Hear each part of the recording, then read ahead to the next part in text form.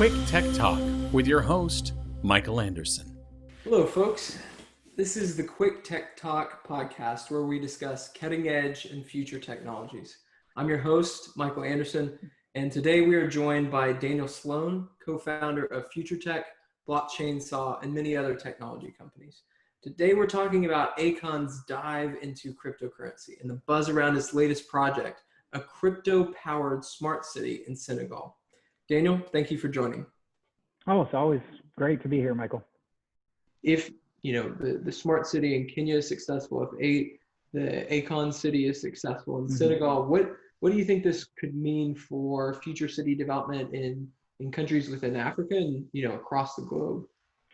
Yeah, so I'm being told that really Senegal is kind of a proof of concept project for the smart city, that apparently there's some very wealthy backers to this, that they see this as one of many, and there's other countries and other conversations and other sites that are already kind of being scoped out. So kind of a neat first initial project, right, to do that in his home country of Africa and Senegal, and then do that in other places. But if you look at the different smart cities around the world, there's one. Barcelona, Spain is actually very well known for the smart cities.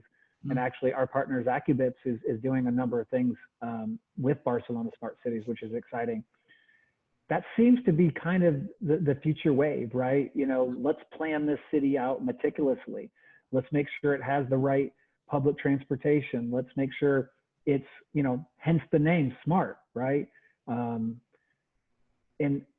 very inclusive. It seems that there seems to be a common thread that the people that are going to be participating in these smart cities are all from that area, right? So we want local businesses to participate and help build it as much as possible. We want the locals to work there.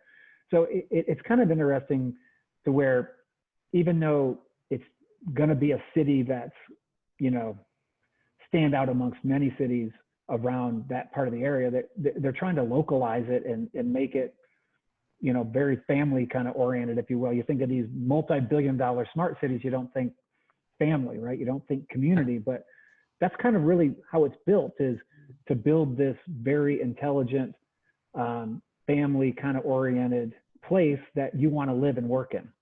Yeah, that's a beautiful vision. And it was actually Walt Disney who had a similar vision back in the 60s. And that's actually how the theme park Epcot came about. It was originally supposed to be the very first smart city. Unfortunately, cool. Yeah, it's a really, really neat concept. Unfortunately, Disney died before he was able to complete the project. But certainly now I think we have more robust technology and more backers and people involved. Hopefully we can see this as really the cities of the future, powered by cryptocurrencies. Yeah, sorry, I was going on mute. I'm still on self-quarantine, so I got a little animal aggro, so I apologize to people listening. No worries. Got a little French bulldog puppy, and he likes to bark at everything. To echo that, I feel like digital currencies, COVID has really accelerated kind of the adoption. I have to tell you, Michael, when China announced that they were creating their own cryptocurrency, to me, that was the writing on the wall. That was going to absolutely change everything, because once a major superpower like that goes to a digital currency, how can the rest of the world not? Right. All the advantages and everything that it has. So I really see this as, COVID really accelerating that. And then you get projects like Akon's that, successfully are implementing and using digital currency. It's funny. The U.S. actually, I was quite optimistic, because around COVID, they were actually, I don't know who recommended it, but it was somebody at a very high level of government said we should create our own cryptocurrency to pay out this, the stipend, the payment to people that need it. Mm-hmm. So they understood blockchain, they understood the benefits of having cryptocurrency, the ability to audit this very easily, right? To make sure that the right money went to the people, there was no corruption in it. And you know what they ended up doing? What? They ended up doing prepaid debit cards. That's what they decided. They're going to just send out debit cards to people, or Visa, Master. I don't remember. It just blew my mind. It's almost like I've been chopping trees down with an axe my whole life. And here comes Michael, and he shows me a chainsaw, and he pulls it up and says, here's how you use it. And then I go to all my lumberjack, teammates and say, hey, you want to keep using the axe? Or you want to use a chainsaw? I'm like, oh, let's just keep using the axe. We know how to use the axe. It just blew my mind. But at least it's on their radar. At least they understand. I mean, some people will probably get fired. Some people will move, the right people will get in there. The millennials will probably save us, right? Some millennial will get into that job and say, hey, we need to use a cryptocurrency. And the old timers who don't understand it will be gone and we'll be on digital currency. Absolutely. Well, I look forward to that and certainly hope it happens sooner than later. But that's a really interesting point you made, right? With China developing their own, with what you're seeing with Akoin in Africa. We got two big players in the world, and then all of us experiencing COVID and not wanting to transact the virus, especially through cash. I definitely think there's a big push, and hopefully it's pushed crypto adoption forward by 5 or 10 years. I was on a call, and I was just there as in an advisory capacity, and it was kind of a think tank kind of call, where there's a number of officials from different governments. And I'm under NDA. I can't really get any details, but I can give you kind of the thought process. Yeah. When it came down to what the number one thing about digital currency wasn't fraud prevention. It wasn't any of that kind of stuff. You know what it was? What? We can collect all of our effing taxes. That's that's what they were talking about. It's like, man, there's no gray area. There's no side market for cash. We can control all this. We can make sure that everyone can pay, they can fill their coffers. Yeah. So I thought that was interesting. So if anything, I think that will help the adoption, right? Once there's some best practices from these other countries around, their increase in tax revenues from having digital currency, then all the other countries will probably jump on the bandwagon because they all want their tax money.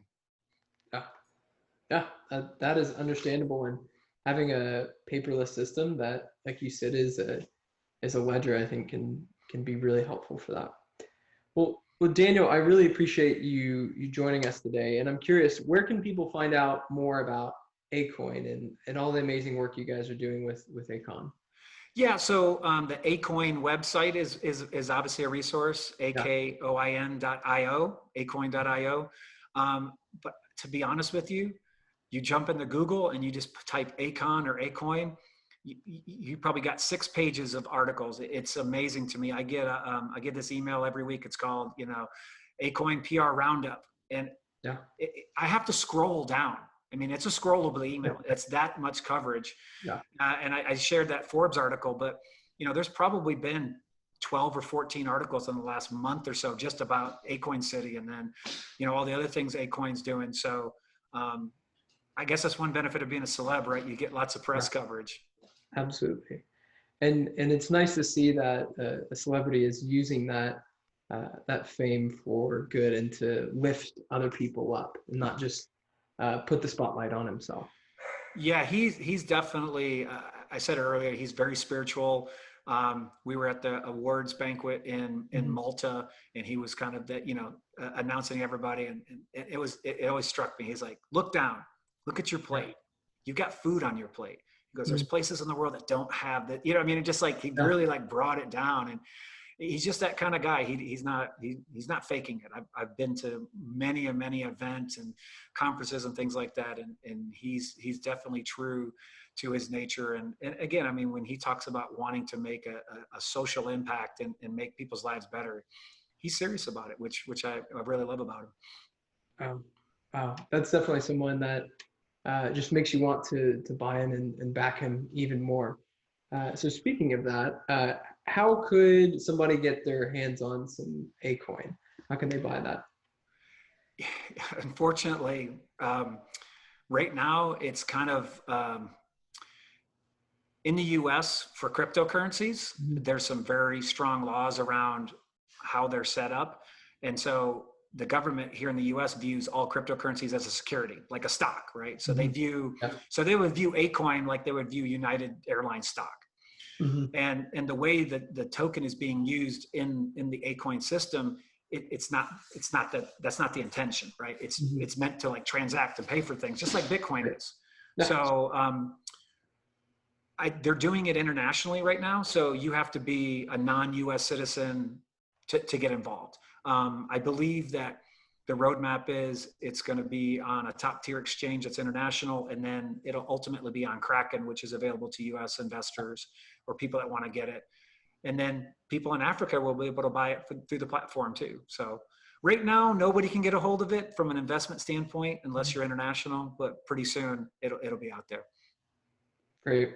Well, excited to learn more and get my hands on that. I definitely see that as a way we can help invest in Akon and all the work you're doing, as well as all the amazing things to help the folks in Africa. For sure. Daniel, thank you so much for joining today. Thanks, Michael. Appreciate it as always.